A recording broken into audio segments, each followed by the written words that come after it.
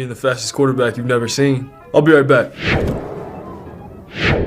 There's no quicker way to get into DFS. Play Super Draft today and see for yourself.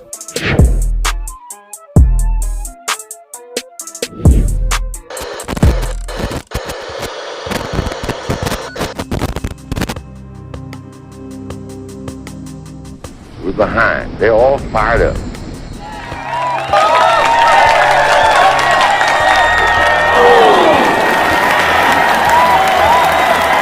What we got to do? First place, our defense has got to go out there and take the ball.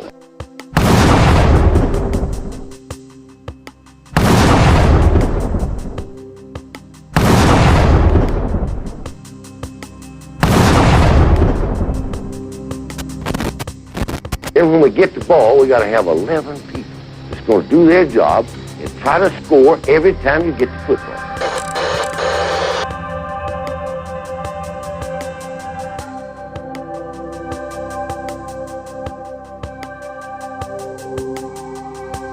If we do that, we'll be all right.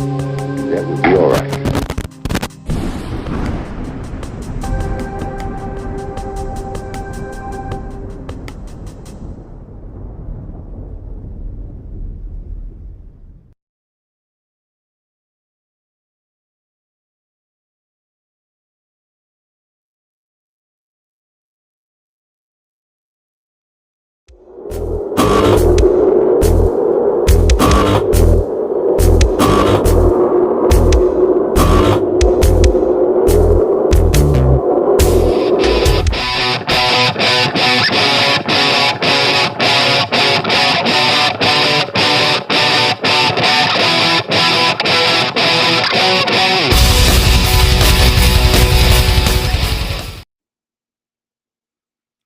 All right, welcome back. We're back with another Bama Smoke, and there is no shortage of topics for us to get into. SEC Media Days, season around the corner. I'm joined tonight by Spencer, and we have some special guests coming later. 2 all-time great interviews coming up y'all don't want to miss. David Daniel, Kerry Goode, looking forward to that. But first, Spencer, how are you tonight? Doing great, brother. I am so honored, man. You have no clue. This is one of my bucket lists to be on the same screen with the great Ty Hayes. You have no clue. You have no clue how great you are, brother. I mean, it's an honor. Thank you. Oh, no. I've got more to work on than I can even write in a notebook. But I really appreciate it. It's always a good time. And, considering all the things we need to talk about tonight and considering a good time, SEC Media Days just happened. And I don't know about you. I thought they'd be much more eventful than they actually were, considering all the drama we saw before Media Days ever came around with Jimbo Fisher and Nick Saban. Were you surprised how much Jimbo Fisher, for lack of a better word, walked back some of those comments? No, actually, I'm not. If you really listen to what he said, it wasn't he was walking nothing back. He was going, we've worked this out. I don't think he walked nothing back, because Jimbo don't back up. Now, he may suck in his coaching, but he don't back nothing up on his words. And I really did not. I didn't take Jimbo Fisher's words at all that he was backing up.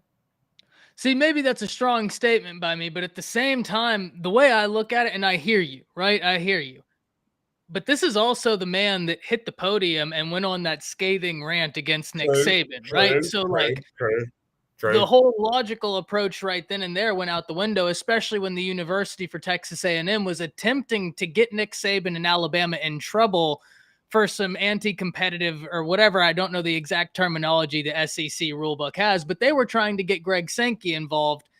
Essentially, They shot themselves in the foot when Jimbo went on his rant. So you're not wrong, but to me, if you're going to go on that level of rant, if you're really going to try and say this person that y'all hold up and Nick Saban is dirty, you better stand by that, and you better have something else to say. So that's where I thought you're not wrong. It wasn't walked back because he didn't just walk it back. But at the same time, it was certainly a different Jimbo than the Jimbo we'd seen a few months ago.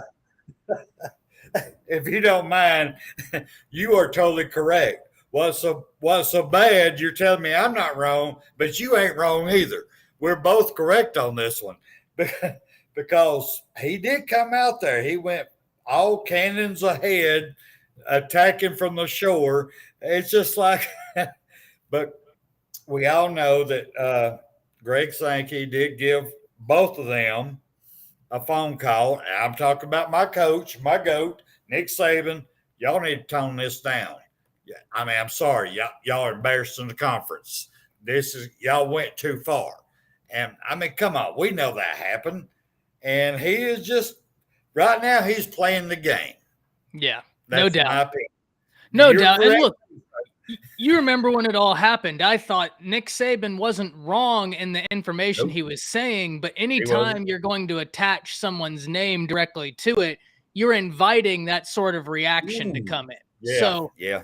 it wasn't super surprising. Another team that kind of did surprise me, you brought up, though, and I want to have you talk on him.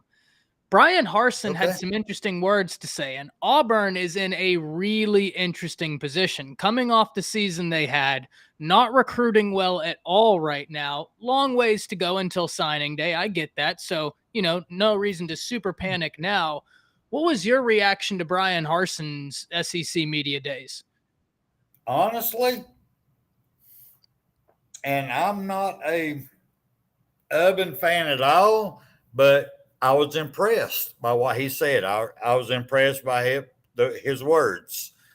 And if what he says comes true, I'm going to give them 2 more wins that I was giving them at the beginning of the season.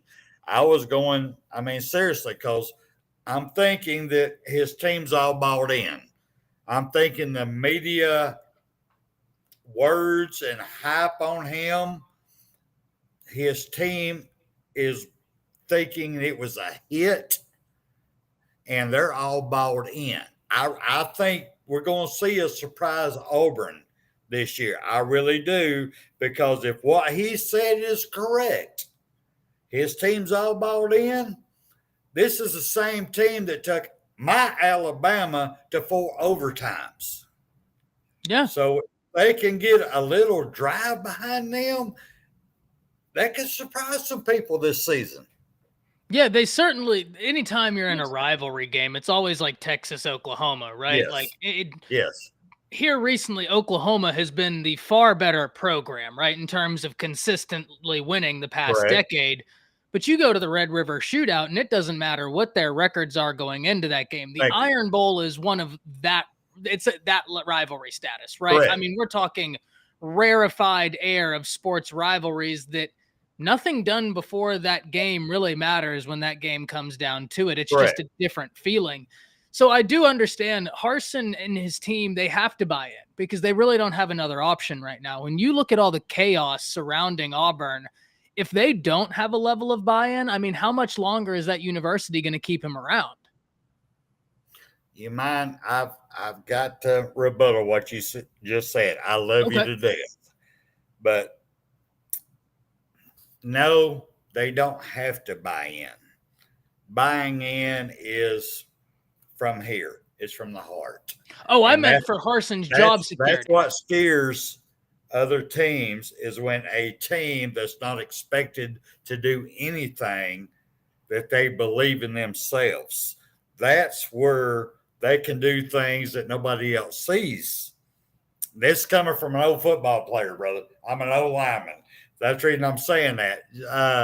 For the buying in, that's all about the team. I'm just saying. Oh, so I was speaking from a Brian Harsin job security front, right? Like he has to have this team buy in, because if not, we know what the SEC landscape is like. You're not going to be kept around too long if you don't have success within the SEC, and especially with Auburn. You're correct on that one. I apologize. You're correct. Yeah. So look, no, but not every team has to buy in, right? Like I completely understand what you're saying. That's a really interesting point. But What is it when you look at Auburn right now? Do you think that it's Wayland agrees with you in the comments saying that Auburn's going to be dangerous? And Wayland, you're right. They're in an interesting situation because of the contract structure they have, owing him 15.3 million if they were to fire him. The one thing I look at with Auburn, I think they're very dangerous, and I completely agree.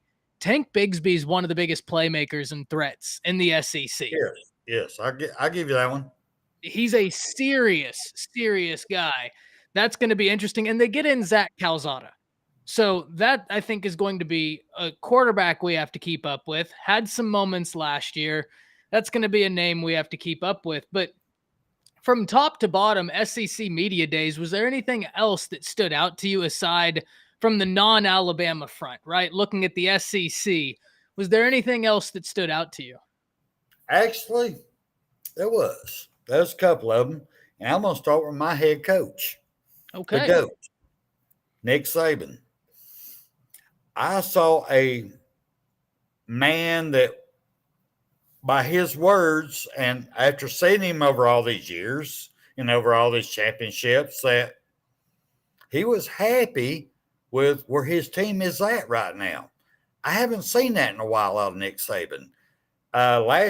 Last season, he was talking about, we got to work on this, got to work on that. And we found out through the season, he was right. There was some bad apples within the group that was creating problems.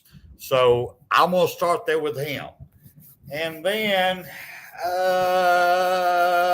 Tennessee. Let me go with Tennessee. Okay. The comments that were made, it was like kind of playing off what they're going to – everybody know what they're going to be. They're going to be a hurry-up offense. They're going to do all this. And teams are going to be more ready for them than they were last year. But I still think they're going to knock some other teams down that I think they're being overlooked. That's me personally. Okay.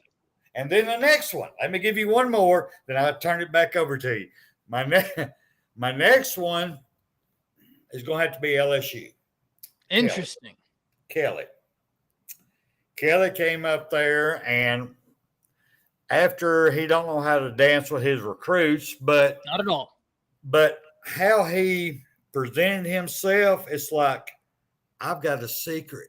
Y'all going to have to wait and see what it is. I think he's changing up the offensive scheme. I think he's changing up the defensive scheme. I think he's bringing everything new that's going to shock the SEC. I really do. Because he played it down so much that he's got a shock for everybody. That's my opinion. I do want to put a bookmark in LSU because whenever we get to talking about the season expectations, LSU is an interesting team that I must admit, I think I might even be overlooking going into next year. I've been going back before we got on live. I was showing you all the film I've been watching from all the teams, and right. I've really been zeroed in on LSU's defensive front. They're all back, and they are fantastic. I mean, they are elite, and they're only going to be better this year. So LSU, and one thing we have to remember, I know the quarterback is a question at LSU, but Jaden Daniels is there now, the former Arizona State quarterback. When we saw him his sophomore year, there was a lot left to be desired, but we saw what he did as a freshman, and he lit college football up as a freshman. If that guy can come back, he's a dangerous playmaker. It's all about the Jaden Daniels we see. I'm going to tell you another team that really surprised me, and it was not necessarily a team, but it was Lane Kiffin and the stance he kind of took against NIL.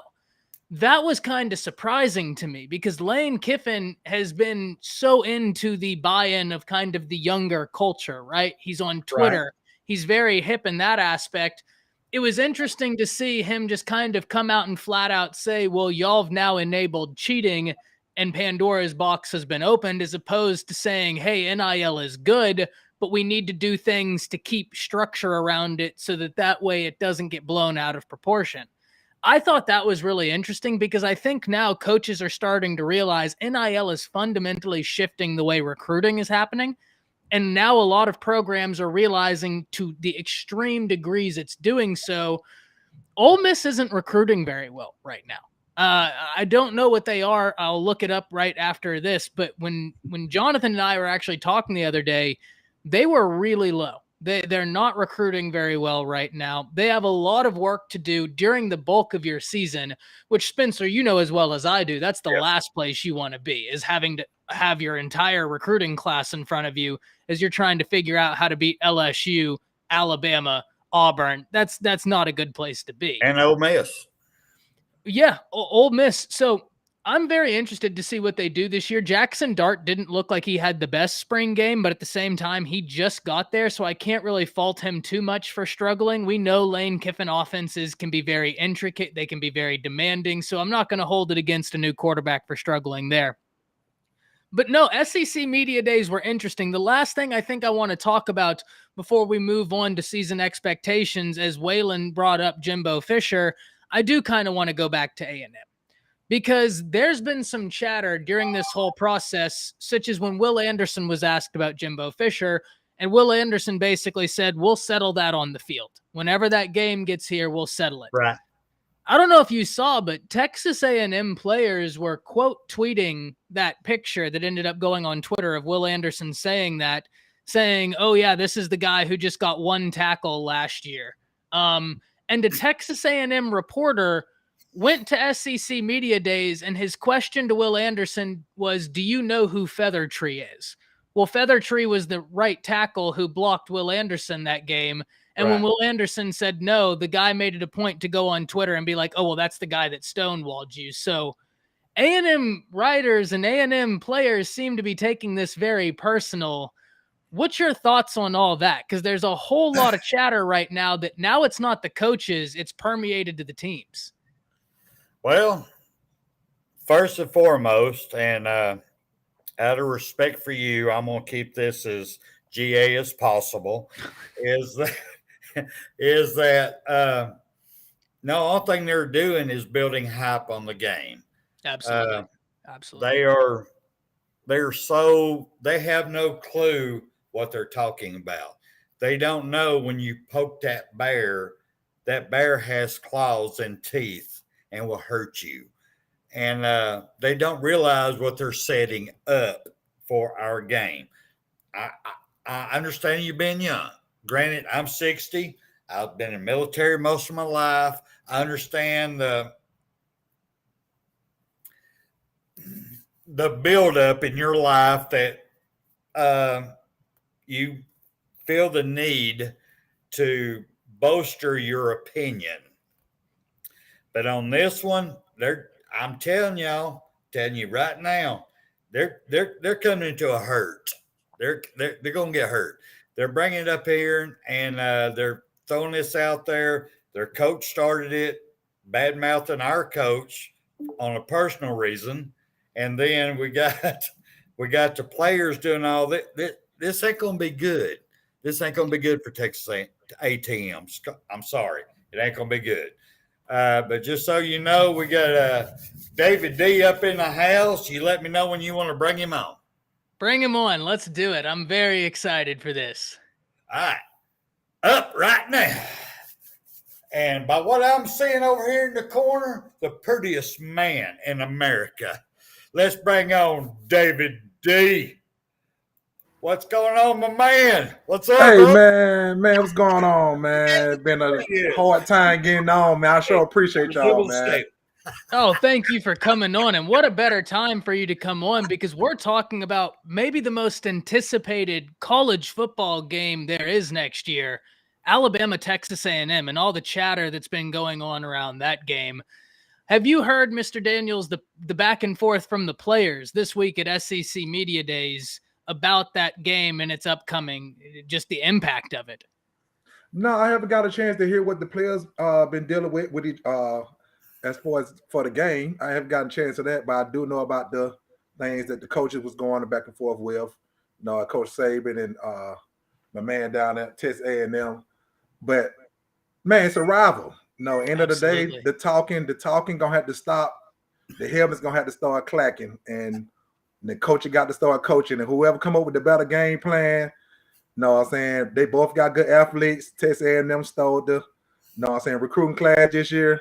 Know what I'm saying? To get that many recruiters, 5 stars, they done had so many in 1 year, man.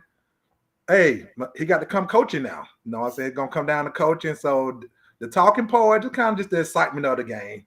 Know what I'm saying? But end of the day, being out there on that field, man, hey, them heavens got to clack, and everybody got to be coached up, and it's got to come together as one who's going to have the best squad out there on that team on that day. So that's what it's going to come down to.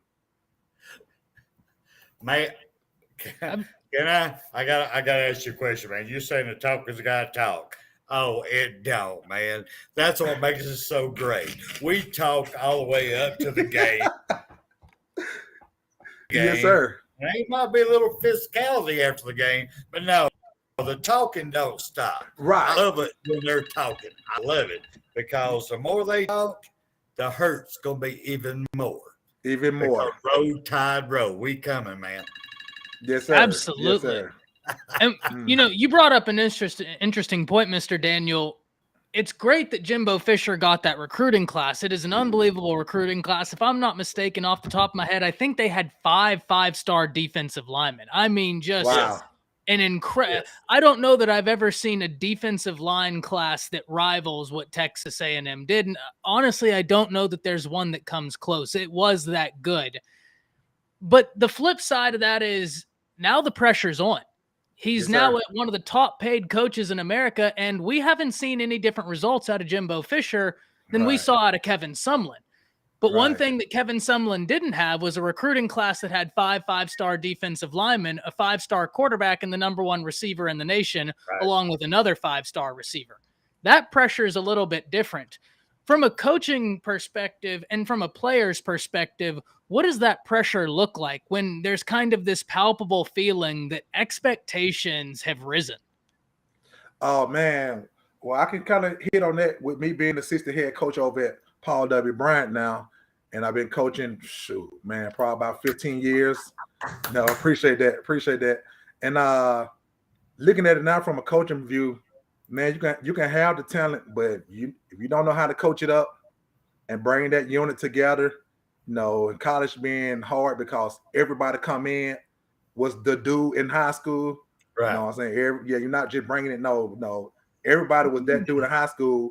Now you got to bring them guys together and teach them how to play together with everybody getting the shine. Everybody got to shine. And it started to separate, man. Sometimes them five-star D linemen come in. All five of them might not even play. You know what I'm saying? Because it's just somebody might not be satisfied with their role. You know what I'm saying? The things they want to do, how the coach want to use them. So what they gonna do? They're gonna jump on the bus to transfer. They out. So it's a lot of pressure on Jimbo, man. But and then on top of it, like you said, then they increase his pay. And then he trying to do something to Texas A&M never have done to won the SEC. They just start with that first. It's been a minute. Yeah, before you talk about national championship.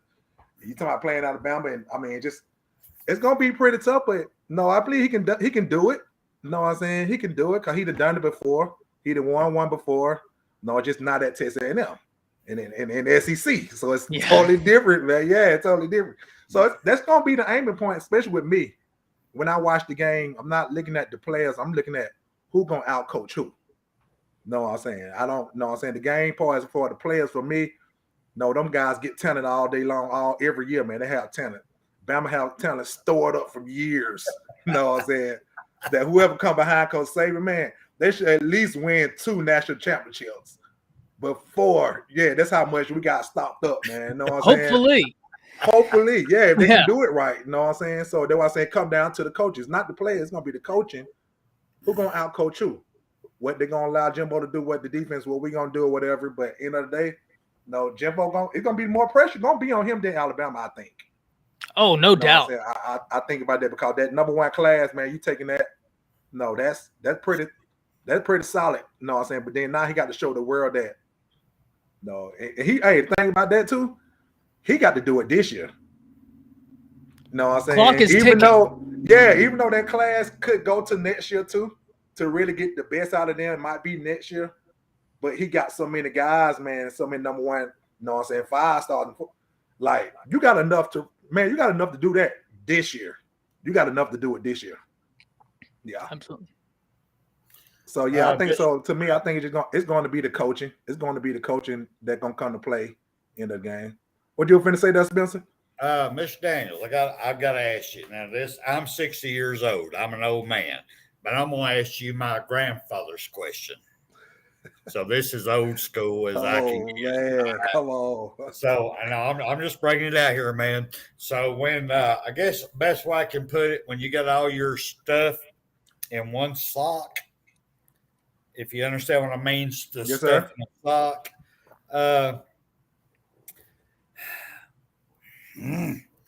The best way to put this, all right.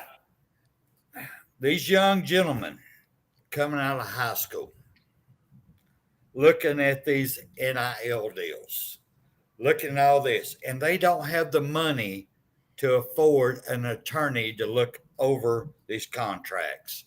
You have their parents, like me. I'm from Sand Mountain, Alabama, on the poor end. And if my son came up to me and showed me one of them contracts, oh baby, yes, you go, that's love you go. I'll be all about it. Not even looking at the wording. And it only takes one word in that contract to screw them. Yes, sir. What would be your advice to these young children coming out of high school looking at this to better themselves, since you was one of the best in college and you want to help them advance? What I would suggest without having the knowledge of the with the lawyers and the attorney and the paperwork and contracts and things, man, I mean, I would just have to try to seek somebody to help, because going out there on your own, man, that's going to be a blow in the waist. Right. It's going to be a blow in the waist in the long run. It looked good in the beginning, but that type of money, man, being 18 years old, getting your hands on that type of money, which is good. No, but I think what have to happen now is the teaching got to start in high school. Thank you. Like really start teaching financial literacy in high school to show these kids, hey, you got to know how to manage your money. You got to know how, and I'm telling you, I'm in them hallways every day at the schools, and kids, man, I mean, you have those who know it, you have those who don't know it, you have those who learn it at home, you have those learn it outside of school, those who learn it at school, but the main thing is it's gonna get bigger than just the money. It's gonna get knowing how to read the contracts, knowing what to do. Yeah, it's gonna have to go into that part of. So it's like now you got to start teaching business on for us, reading contracts. You know what I'm saying? In high school. Okay. So like I didn't know that. I didn't know that about that, man. I got to college. Yeah, I didn't know that. Schools I am. They don't even teach them how to sign a check no more. Exactly. They don't even know how to fill out a check. So how you gonna read a contract? Man, and it's gonna be tough. Cause one thing about contracts, now checks, thing about checks, they digital, and the world coming to a digital thing now. So now ain't too much really have to sign in no check. Not for real, but you do. But that contract though, that contract gonna always be there. So it's that more will make you or break you. Yes, sir. So man, I mean, I think it's a good thing for the college players, but it's just more teaching on it now. Like I said, we just getting into this about 2-3 years in this now. Yes, sir. And later on, 15 years from now, man, you should have more kids really. I mean, man, if you can get this and don't make it to the NFL, man, you still should be able to live off that for them next shoot, man. You should be that type of money they're giving out. I've got a question. I'm gonna go with Ty first. I'm gonna come back to you, sir, if you don't mind, because I want to make sure I heard this right. Right. I heard it on the radio, and I'm going, did he really say, is it for real? Because if it's for real, I wanted to make sure. Ty. Yes, sir.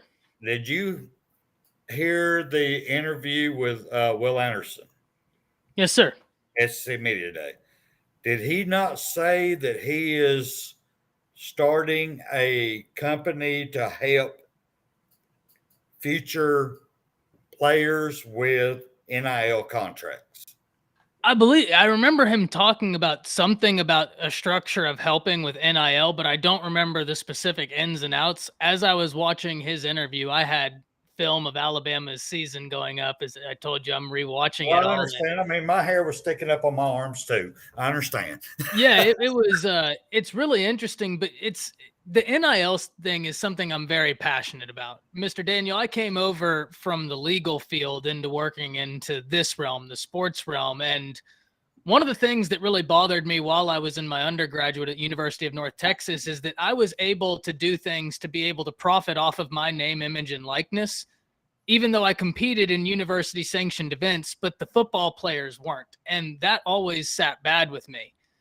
The interesting thing about NIL is how little thought has really gone into this, right? Like how little oversight is really over it. And now there's really no way to tell if there's bad faith actors in the sphere because we just have such little oversight. I really have been worried, and I think it's very telling that Mr. Daniel brought up the fate of the players, right? Like what happens with the players, because, you know, even myself, who's had legal classes and everything like that, contracts, there's still a lot to read. You still have to take them very seriously. You really have to read them and make sure you understand the implications of that.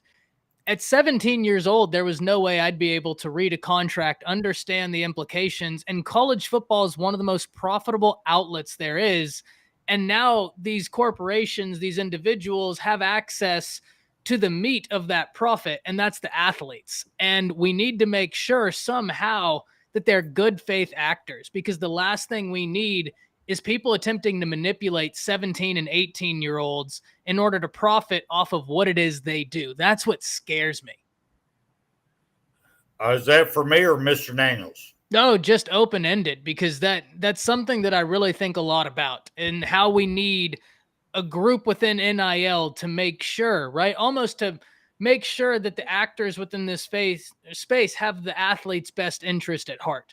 Because the last thing I want is predatory contracts out there for individuals who are just trying to better themselves. That's, I think, a very dangerous thing. And the NCAA has put such little oversight into this. You remember, Spencer, I told you the Supreme Court kind of stated to the NCAA, your whole antitrust structure is bad. If you were anybody else, you'd get taken down. The Supreme Court wants to talk about the NCAA. 10 days after that comes out, all of a sudden the NCAA finally figures out how to pay athletes. Finally, miraculously, that's when they figure it out. But there's no rules, there's no oversight, and there's not even a committee, as far as I'm aware of, to can make sure that all of these contracts are on the up and up and that they have the faith of the athlete. But speaking of, we have one of the greats joining us, Kerry Goode. Thank you very much for being here with us this evening. Yes, sir. Very excited to have you. Just fine, sir. You're looking great, brother. Miss you, man. Did you get to hear anything we was talking about here with Mr. Daniel? The chance. I was having phone issues. That's why I'm late getting on. My phone not receiving any text. That's all right, baby. Right now. That's all right. Mr. Ty here is going to say the question he had for Mr. Daniels, and we'd like for you to answer it first before Mr. Daniels gets a chance to do it. Go ahead, Ty. What was the question again? Well, for both of you gentlemen, there have been so many changes in college football, right? I mean, if we're just talking about the past year, the game we knew 2 years ago isn't the game we see today, and that's just in a very rapid sense. I mean, so there's been so many changes, but specifically with NIL. For both of you, NIL, I can imagine, is a great thing. It's something that we should have had a long, long time ago, long overdue, but how do we make sure that there aren't predatory contracts taking advantage of the athlete, because this is such a profitable realm, college sports? That's the only thing I worry about. What can we do to make sure that the athletes have safeguards? Well, it's not going to happen. Not to let the cat out of the bag. You're going to end up having to, Congress got to figure out something that make that happen. But right now, the way it is, there's all kind of predatory. It is happening everywhere. Because who said it's not. Hey, but they're holding it up for. Amen, brother. Amen. They're using it as a recruiting tool. So it's going to be rampant. I agree Yeah, with you, sir. Me too. It's I something totally I agree. definitely worry about. Mr. Daniel, your thoughts on that? Man, he took the words out of my mouth. I was scared to kind of say it. No, don't be scared, brother. But Go ahead. what it Don't be is, man, scared. it's not going to happen, man. No, I think they got to the point where they do pay the players now, but as far as really teaching them how to take advantage of that, being 18 years old and take advantage of that money and sit back on that and really use it for those who don't make it to the NFL, you still should be living off that them next for. Right. Like I don't think they're not going to really teach that part like that, man. It's going to be so you'll have a lot of guys who lose it, a lot of guys who gain from it. No, but I think it's still in the day though, it's still a success. Like I said, we never done it before. I wish they had it when I was playing. I know Coach go the same way, but now to see the kids who deserve it, man, they get it. No, like I said, it's loophole. They're gonna use it to their advantage. Coach is gonna use it to their. We're seeing that now. No, trying to get players in, all that, man. But end of the day, I don't think they're gonna change. Nah. Yeah, you gotta. It's gonna be a self thing, man. Gonna be a self. No, the parents training their kids, and the parents getting involved now, and you know what I'm saying? Because, like I said, it ain't really from the school; it's an individual thing. I think you're going to end up with a lot of kids that have tax issues because they're not going to pay them. Yeah. You're right. You're right about that. Yes, sir. Yeah, it's interesting you bring that up because there are so many small parts of this, right? Something as everyday as taxes that we don't even really think about the large scale implications of what that means for all of these athletes as they're just trying to go through not only football, but transitioning from a high school to a college student. I mean, there's so many transitions happening. I thought it was very interesting, Mr. Daniel, when you brought up that at the high school level, you thought there should be financial literacy classes because I couldn't agree more. I think that should be mandatory across the nation because even for people who don't take the athletic route, right? There's just no financial planning. And then you're kind of thrown into a situation where you're kind of set up to fail until you learn. You're going to learn, but there's a much easier way to go about this. Spencer, I saw you wanted to add something in, so go on ahead. Right now, I'm kind of tore up. Terry, I love you more than anything in this world, brother, but you touched the button on me tonight. On this NIL deal, the haves have, the have-nots still have not. I know my time coming up through high school and playing football and doing all that and going in the military. I said this last year, and I preached it on every damn stump, every stump that I could get my feet on, that I don't care, Alabama alumni, Alabama boosters, the billion-dollar people, they're looking out for their almighty dollars, and they have the attorneys to word the things to make sure they're protected. Well, that high school player that has been playing his butt off, been going out there practicing, thinking he's all that in a bag of chips because all of his neighbors telling him how great he is. He is the greatest thing since sliced bread. He's all that. So when they come at him, let's just break it down to $10,000. You get $10,000 if you come here. Here's your contract. Here it is. And he goes, I'm all about it. And his parents are going, oh, baby, I'm all about it. So he signs that contract. He goes there. And then when he gets there, he's going through his practice and everything. Then all of a sudden it says, well, you have to be a starter. Are you a starter? No. Well, you ain't getting paid nothing. They're taking advantage. The rich people, I don't care if it's Alabama, and I love Alabama. I'm a diehard. I love Alabama. I'm saying it don't care if it's Alabama, Texas A&M, whoever it is. These money people going to look after their money, and they're going to word these contracts in a way that these young men, unless you are the best of the best, are going to lose. And it scares me to death. I hate it for these young men. I really do. It's killing me. I cried about last year, and Mr. Goode, you brought it up. I had to go there and get. I mean, you made me tear up, brother. I mean, it's just they're going to get hurt, and I hate it. I'm sorry. I hate it. Go ahead. Well, let me share this with you. Growing up, go ahead, Mr. Goode. Playing Little League football, my brother and Chris and I were on the same team. I started out as a right guard, and my uncle would give $1 for every touchdown that we scored. Wow. Naturally, I'm on offensive line. I'm not making any money. So I told Chris, I think it'd be fair if you gave me a quarter for each touchdown you score, because I'm blocking for you.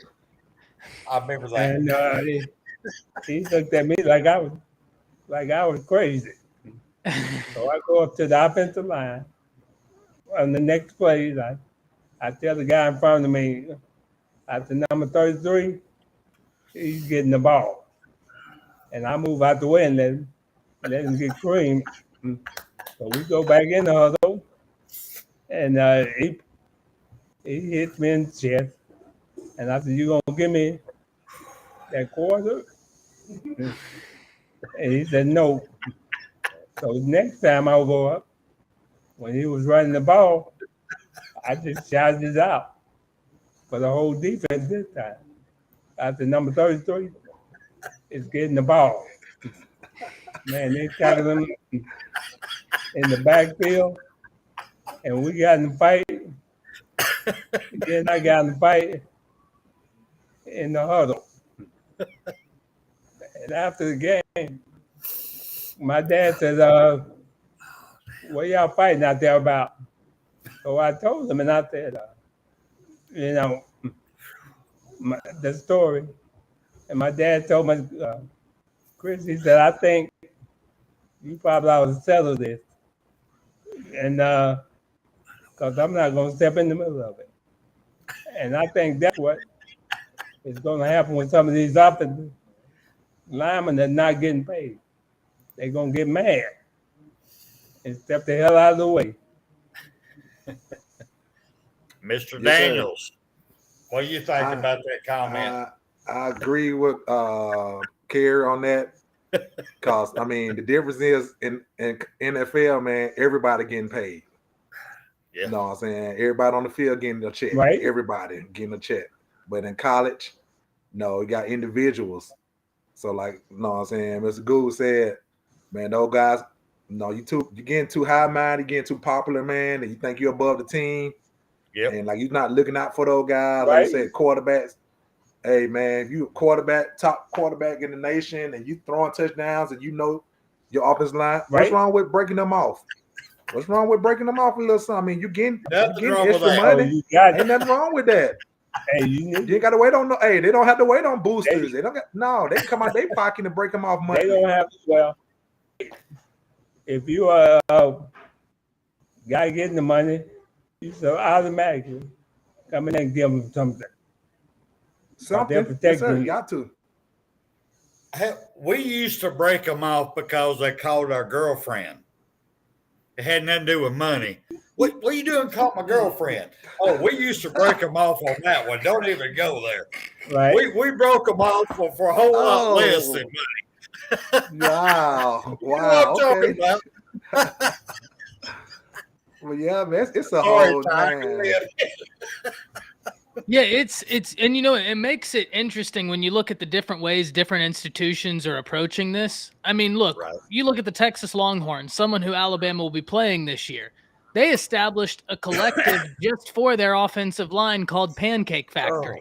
Every Right. offensive lineman gets, I think, $50,000 for going to the University of Texas. So, I mean, there are different ways to do this. I think my biggest issue is the lack of consistency within the rules of name, image, and likeness, where different states are allowed to do different things.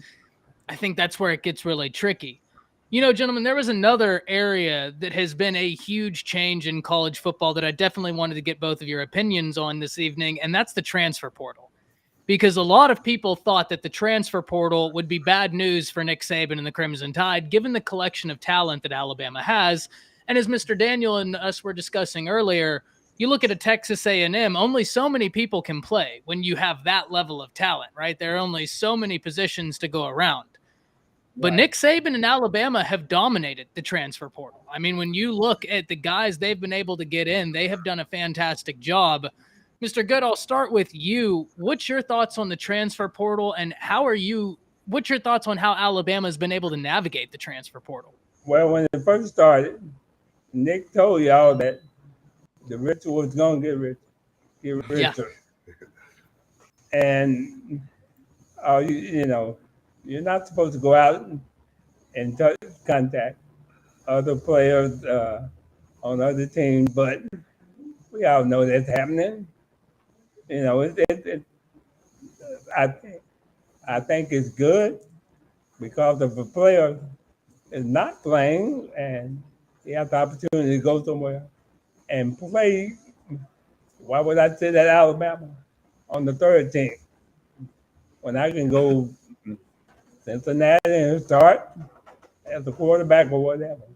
I like it. I just think they need to tweak a few things if they can figure out, how to keep people from interfering with other players. That's my whole thing about it, but I have no problem with it. Yeah, I think it's a great outlet for the players, especially because it gives them the options that the coaches and everybody else in college football seems to have always had. Mr. Right. Daniel, same question to you. What do you think about the transfer portal? And then how impressed have you been by Nick Saban and Alabama being able to get the guys they've gotten out of the transfer portal? Well, man, first, to answer the second question first, that's going to be easy for Coach Saban because, man, when you're on top like that, everybody wants to come there. So everybody want to come to Alabama when you're on top, when you're winning. Everybody feel like they can play on that level. Know what I'm saying? And then you got guys who were 5 stars and went to Florida, cross country somewhere. Hey, I want to go to Alabama. They can come in and play immediately. You know what I'm saying? We just got Williams last year. Man, the dude came in and dominated, but he was third on the roster at Ohio State. You know what I'm saying? So they let you know how good Ohio State were recruiting at receivers. Yeah, their receiving recruiting is wild. Exactly. You know what I'm saying? So with Saban dominating that, he's going to dominate that. He have always dominated the recruiting class. I lost it.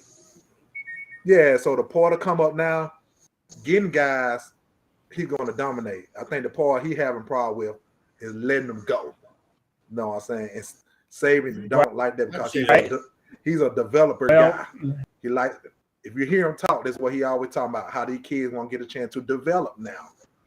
You know what I'm saying? Because they want to come in. Right. These kids going to be expecting to come in and playing their freshman year. And like Mr. Goode said, if they don't get to Alabama, they'll go somewhere else, train for the next year, man. I'm finna play my first year. I'm not finna sit on no bench. Versus us, we all had to sit down, wait our turn. You know what I'm saying? And that helps because they discipline you. And me being in high school and seeing, I'd have seen it, man. In high school, they starting to do the exact same thing. They've been doing it, but now it's kind of like you just bounce around so you can play. Well, now I'm going to this school because I get more exposure at this school. It's not about winning, it's just that they get more recruits coming in at this school over there. So I'm gonna go over here so I can get a little shine and get more offense on this over here at this school versus being where they at. And I'd have seen it, but what happened is, I also have seen that when they go to college, they do the exact same thing. No, I'm saying I've seen the When kids you jump put- around. In 4 years in high school, they'll transfer 3 years. When they go to college, man, they bounced around the exact same way. And so they go back Yep. with Coach Saban saying, now you don't have no discipline. You don't Yeah. know when to sit Well, down. when You don't know when to wait. When you put that Go ahead, Kerry. transfer portal together with that NIL, you got a mess. Got a mess. Big time. I mean, remember the Jordan Addison news that came out earlier this summer, right? I mean, there were talks that there was, as you alluded to, Mr. Good, contact with the player as he was still with his team, name not in the transfer portal, and apparently NIL money being discussed. Now, all of this is rumors. We haven't actually had any concrete evidence, so it's important to treat it as a rumor. But the fact of the matter is there was smoke, and the next thing you know, Jordan Addison is at USC. He just won the Biletnikoff Award as the nation's best wide receiver. So we're already seeing some of this. So there is just this interesting dynamic in college football right now. And it's interesting you brought up, Mr. Daniel, the ability for high school players to be moving around. I currently live in North Texas, just north of Dallas. So Duncanville, South Oak Cliff. There's a lot of that goes on around this area, right? You have all these big high schools, Plano, McKinney. I played, I don't know if you gentlemen have heard of the team, but it's a team in Texas called Salina. There's actually a song written about Salina. It's called The Boys of Fall because they went on such a historic run in Texas. Right. Well, we played them. There was a guy who played on Salina that every year was on a different team. Another guy I played in high school was Mario Edwards Jr., who was on a different team multiple years. I ended up on his highlight tape, him absolutely demolishing me coming off the edge. Yeah, he played for the Oakland Raiders for a few years. I was a big boy. Just absolutely made me realize that athletics, at least playing it, wasn't in my future. That's not what I was best suited for. So this whole era of college football we're in, it has to be just so intriguing to be able to sit there and look at it and compare it to how it was when both of you gentlemen played. Spencer, one thing I wanted to talk about as well. I wanted to get from you and then both of the gentlemen below you. Speaking of the transfer portal, this year Alabama got in a great haul in the transfer portal. Who are y'all's favorite additions that Alabama got in through the transfer portal? I'll start with you, Spencer. Me? Yes, sir. Georgia Tech. Jameer Gibbs. Transfer portal from Georgia I Tech. like that one. I think I am dead serious. The only problem I have with it, and there's only one, but it's a big one, because God, he is so awesome in so many ways. It just makes me, I'm sorry, he's a great guy.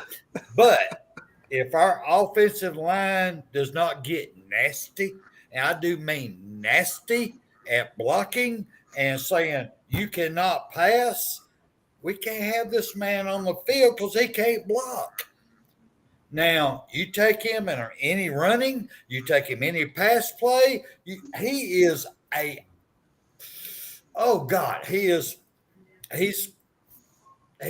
major player in too many schemes. He is awesome. But if we cannot protect our quarterback, then we're going to have to get a bigger back in there to help protect. That's what scares me on it. Gibbs, oh God, he is so great. I really don't know how he ended up at Georgia Tech, because after reviewing his film, oh my God, if your hair don't stand up on this bald head, you ain't watching football. I'm sorry. As a former running back, that would be my pick. I watched him as well. I watched him as well, and I like what he brings to the table. Yes. What do you think his weakness is, Kerry? Well, I didn't see a lot of out of the backfield catches, but if he can run that rock, I won't worry about that.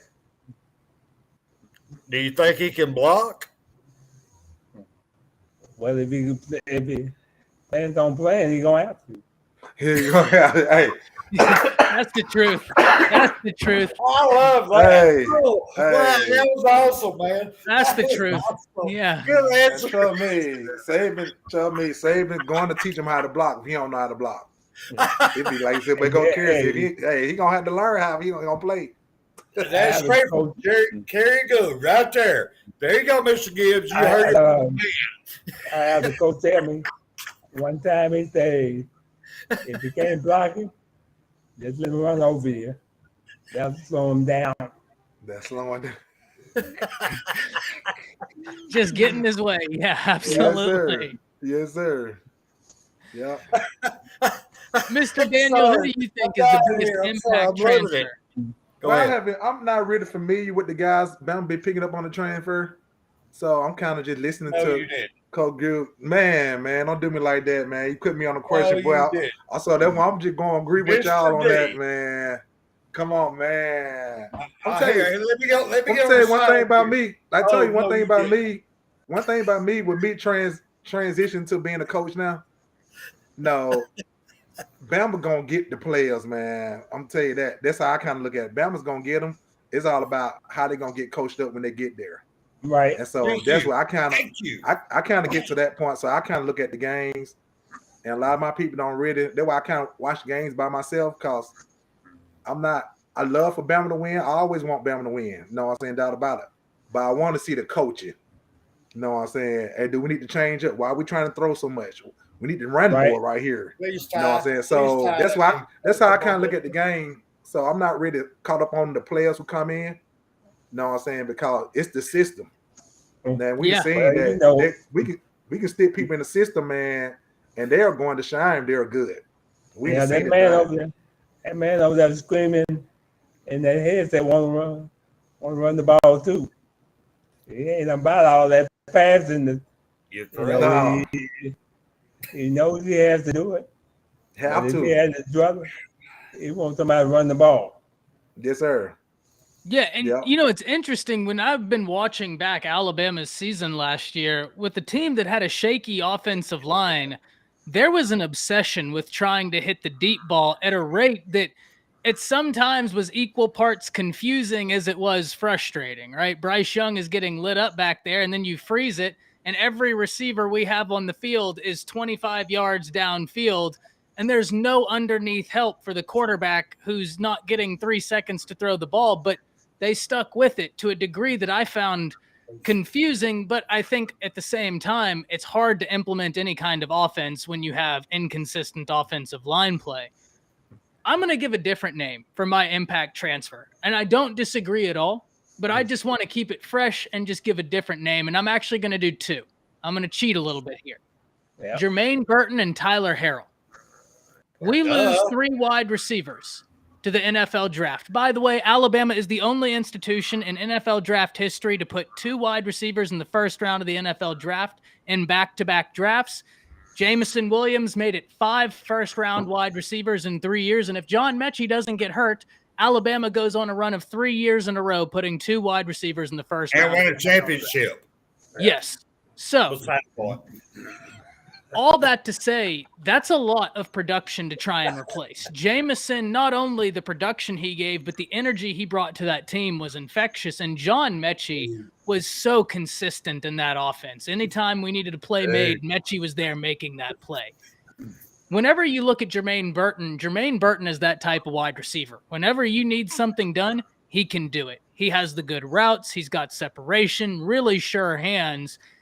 And gentlemen, Tyler Harrell, there was a stretch of the season where he averaged 31 yards per catch.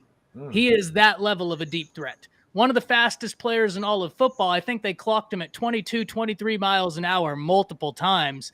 He has got elite speed coming in. I think when you look at both of those additions with the new offensive line coach, and I think that's going to be massive in the offensive line. Last year, there were so many instances of when there would be just a simple stunt on the defensive front, and there was confusion along the front as to how that was supposed to be addressed. I think with Coach Wolford, that's going to be more sure. I think the offensive line play will be more sure, and there's a bit more continuity in some areas. But with Jameer Gibbs coming in, Jermaine Burton and Tyler Harrell, I think are going to be in a position to really positively affect this offense, and I cannot wait to see it. Now, before I let you both out of here, gentlemen, based on last season, what's your biggest expectation no. takeaway? No. Well, go ahead, Spencer. No. We ain't get out here yet. No. I've got a couple questions I got to ask.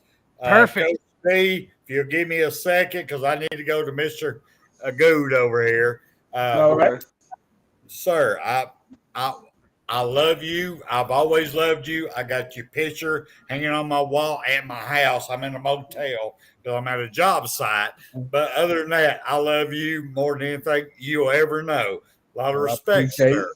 But my question for you, what would be your advice to these young gentlemen or even ladies that's coming out of high school now, going to college athletics, on how to deal with the NIL and transfer portal or whatever? Is it by your heart, your education, or is it about the money? Well, that's easy for me to answer. My dad, when we were being recruited, he said, we're not going anywhere for the money. We're going because we want to be there. The money will come. Right. So my advice is find a place where you fit in, where you want to be, because if you don't want to be there, ain't no amount of money in the world gonna make you happy. Right. You can have all the money and still be miserable. Absolutely. That is true. That's why the transfer portal was meant to be at the beginning before it became everything else. Yeah. Coach D. Oh, I'm loving this. We need to market this, Coach D. We already have a Coach Prime. Now we have a Coach D. Come on, man. Oh, there we go. Yes, sir. Okay. We got a Coach D now. Hey, Coach Prime was also coaching for a bit in his son right down the street in Prosper, Texas. He lived right. I played them in high school, and they were great.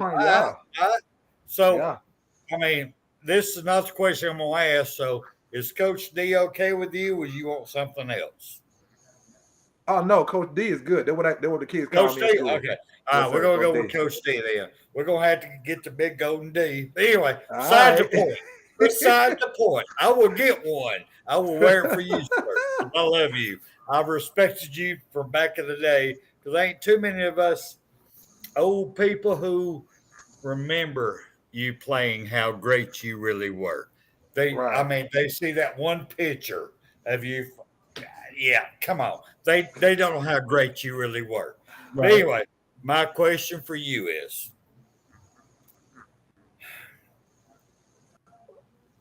what would be your, or how, no, it already is. How do you talk to your students coming in now on how they deal with the future coming on? Is it about the education or is it about the money? What do you think their future is? The education or the money? Well, I'm pointing to the education. No, because like I said, end of the day, you're gonna need something solid to stand on. Thank you. Money. No, I'm saying, like I was just watching Baby Boy the other night. The man said, money is like butter. They call it butter. Right. Yes. No, because you get money, it's gonna melt away. It's gonna go away fast. So, but you don't have no foundation. So with the education, the money's going to come. You get your degree, the money you're gonna have consistent money there. No matter where you work at, you're gonna have consistent money. You know what I'm saying? Right. But they throw so much money at you in the beginning, it's gonna make it seem like it's consistent, that you always have it, but man, you'll blow that so fast. So I'm always gonna preach education never, like Coach Goode said, never the money, man. Right. No, I said right. education, go somewhere you like, find somewhere you like, sit down. And what happened is, man, throughout life, you'll start to see that in your life. No, you Right. find your female, you settle down with her. No, I'm saying some foundation. Right. Be careful of that comment. Yeah, and it keep growing, But that money, man, you're gonna always look for something fast. No, I'm saying and you'll never be able to settle. Well, I'm telling you, man. You know what they say? That fast money don't last. At all. Thank you.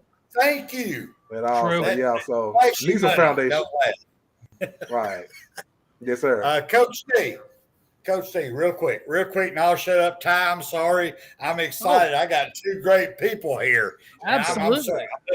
I'm sorry. It's exciting. But anyway, Coach D. So basically what you're saying is that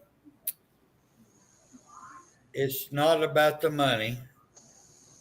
It should be about the education, which we all agree it should be. But how do you sell that to a young man? I mean, I don't mean this ugly. I really don't. I'm from Sand Mountain. We went through the same thing. Granted, it wasn't a Cadillac. It was a raised 4x4 with a guy who's selling drugs in a 4x4 running down or liquor or whatever, but it was still the same thing. As a young man, you want to be that. You don't want to settle down and work for something. So how do you, Coach D, relate to these young men to let them know your future is in what you want to be, not what you're seeing out here? If that makes any sense. Oh, yes, sir. It makes sense. It makes plenty of sense. No, what I have learned, man, is that only thing I can do is guide them. No, guiding. When I guide them, I can't make them do it. You know what I'm saying? True. I can just guide them. So this is my advice because I'm familiar with this route. No, I wasn't blessed to have starting out with the money, growing up with the money and all that. So I only can tell you the route I came. And being founded a foundation for me, that's what worked for me. You know what I'm saying? But in the day, I'm just telling you what worked for me, and it's the best route because in the day, the money's going to go away. Right. No, I'm saying, I mean, you can gain it if you know how to manage it. You can keep it there, hanging around, but it's tough, man, trying to live on that. And like I said, but the kids, that's what they're going to see. Ain't no doubt about it. Yes. They looking at the money. Being 18, if I was 18, going to college now. No, even though I came up under some good training with my parents, but still that money and the dollar signs there, man. Let me ask you one question here. Yes. I got a scenario, and we're talking about guy getting $1 million in NIL at 17 years old, and you got this other guy comes down and get a good job, and make him, let's say, $100,000 a year. At 27, which one you think gonna have money? NIL or the guy there that's working? I think if you majority of kids getting in that situation, it's gonna be the one with the 100,000. The NIL guy majority of them gonna blow it. Yeah, because he's got a custom. They gonna blow it, man. I got to back up Kerry on this one. I know where Kerry is going with this. I know his mindset, and it's one of the most beautiful minds in the world is Kerry Goode. But I've got to back him up on this one. I think I could be wrong, Kerry. If I am, tell me. But we're looking at a gentleman who just got a couple of deals in California. He gets a house. Give him a house. All right, so he gets let's just say he gets $850,000 house. Well, the insurance, not but just the taxes on that house is over $500,000 a year. So how much money did he really get? Or did they just put him in a financial bind? Well, that's where I'm going. I know you. That's what I'm saying. If you have a financial plan, man, the right, you're gonna be in big trouble. Thank you. So how do we fix this, y'all? I mean, seriously, let's go. How do we fix it? With me, man, Back I'm to thinking that more. course, man. You got to put them back in the financial literacy course. Somebody's got But to we're be gonna have to accountable. start in high school. Well, in college I can handle that, but I mean you can make them go take a class on that. That needs to be part of the NIL agreement. All right. Yeah, and mainly, and like I said, in that class, since we talk about NIL, it should be for people who play sports. Like break it out for kids who are involved in sports. You know what I'm saying? That Right. if they can play or not, still they need to know it. Because you know what I'm saying, when you get it'll there help and that anybody. opportunity. And then it could be, and I'm with you too. Anybody, Yep. Yep. You're right. Yes, sir. I agree with you. All right. Look, I think financial Close it out, literacy. brother. Sorry, I got rambling. Sorry, I love both of these guys. Man, I got so much respect for both of them. You have no clue, but yeah, let's go ahead and close this out. I know they got Yeah. laughed. So no, I think financial literacy. Look, my fiance is a teacher, right? So like education is something that I've been around because of you're that. in trouble. Oh yeah, no, tell I me know. about it. Howard. So whenever you look at it, like there are just certain things that we as a country need to be doing, and financial literacy is just something that absolutely makes sense. It's something that I think should be mandatory. And now, especially with the NIL era in college athletics, it must be mandatory for the individuals that are going to participate in that. I think Mr. Goode brings up a great point in that you also need it in college, right? Like it's something that can't just continue from high school, or at least in my opinion, Mr. Daniel, because I think it's one thing to hear all the information before you get the money in your hand. But once you get that money in your hand, a lot changes because all of a sudden the possibilities are actually in front of you. And that's when I think it's great to have somebody with some financial guidance in there.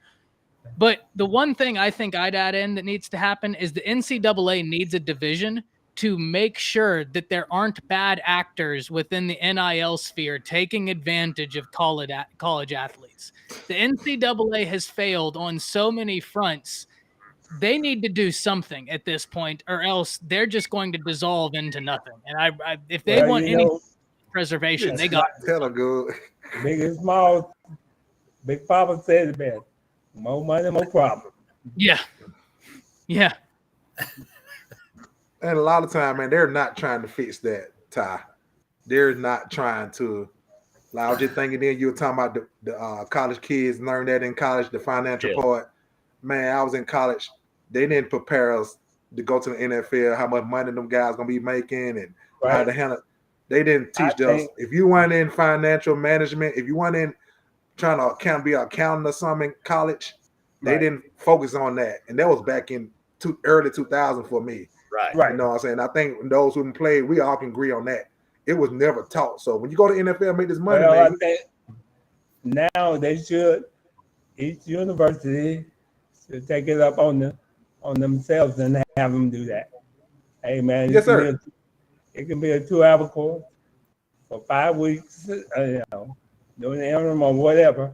But at least put some value to what you're exposing them to. Yes, sir. And I just can't believe that if they didn't do it with all us on here, sitting on here that didn't play in college, no, if they didn't teach us that for the NFL, I don't believe they're going to try to teach these high school kids how to do it. No, it's just going to be up to them, left up to them. And high school, they're so far away from that. I don't know many. I'm focused on the financial part of things. Right. They don't know what I'm saying. Yes, sir. Yeah, man. So, but I'll show you, though. It'll be nice, Ty. The way you making it sound, man, it'll be so nice if they can come together and do that. Yeah, look, I'm an idealist, right? Like when I was growing up, I wanted to do politics and law because I was an idealist and I wanted to fix things. And I suddenly learned how much I wasn't able to fix as I started working here in Texas. And that's why I wanted to come into this avenue, because I thought there was areas I could contribute here. But gentlemen, this has been fantastic. I want to go around. Oh God. It Yes. only takes one voice to get the ball got- over. Yes, Now, sir. Coach Yes, Lee, sir. Kerry Goode, you couldn't have a better night in my world. Thank you both. I mean, seriously, love you Man, both. Awesome. I am honored to be on with Coach Goode, Kerry Goode. Man, like I said, I'd have been on his brother Pierre and Coach Chris Goode coached me with the Steel Dogs. I worked with Coach Goode at Stillman. I worked with Coach Duke, so I never got a chance to meet you, Kerry, man. It's an honor. No, I say I feel a part of the family now, man. The Goode family for real. For real, man. Hey, man. Yes, sir. It's been great talking to you guys. Any last word, Kerry? Hey, man. Let's have a great football season. Amen. Go, man. Roll Tide, Amen. baby. Absolutely. National championship upcoming. Yes, sir. Well, gentlemen, Oh, I got Mr. one Daniel, is last- there any closing remarks? One last thing for you. Hey, Go ahead. All you listeners out there, if you find it in your heart, go to GoodeFoundation.org and help us support those and their families. So give out scholarship food to the kids ALS patients. So that will be a big help. Okay. GoodeFoundation.org. Got you. Got my back. Gotcha. Absolutely. That's awesome. And guys, just to say it again, it's goodfoundation.org. Go check that out. That would be unbelievable cause for an awesome person, absolutely deserving, and it's something that we should all be invested into. But Mr. Daniel, is there any last words you'd like to contribute before we all get out of here and probably go to our significant others as they're waiting impatiently for us? I'm going to have to shave. My hair's done grown up. Oh, There you man, go. you're the only one. But no, I really appreciate it, man. It took a minute. No, I'd have missed the last 2 weeks. No, I said Joe's was on me, man. But he said he wanted me to keep coming because y'all wanted me on. I appreciate everything. And like I said, it's an honor to be in with some Goode. Spencer, man, you out there tripping me out, man. I mean, you're so funny. Coach D. But yeah. Coach But yeah, D. man, but other than that, Damn I appreciate right. everything. And yeah, we're gonna roll tide, man. We're going all in. Know how we do it. Absolutely. Couldn't agree. Spencer, I'll let you get us out of here. It's been an absolute pleasure this evening with you, gentlemen. Oh, brother, man. I mean, I could not. I mean, I'm sorry. I'm in the presence of three great people. I've got a young gentleman up here that I'm hoping my son would look like one day, Mr. Ty. Then I have Coach D, the man, the legend. He is up and coming, and I can't wait till he's coaching the University of Alabama. And then we have Yes, sir. Mr. Goode. Man, there ain't no more love I can give for you, brother. Everything that you've done for the University of Alabama, everything that you have done Well, for our brother, country, it's the same way. everything that you have Both done. ways. I love you. Seriously. Love you Please, too, brother. I want you to hear this. I love you. All right, we're out of here. I love you, bro. We're done. All right. See you. See y'all.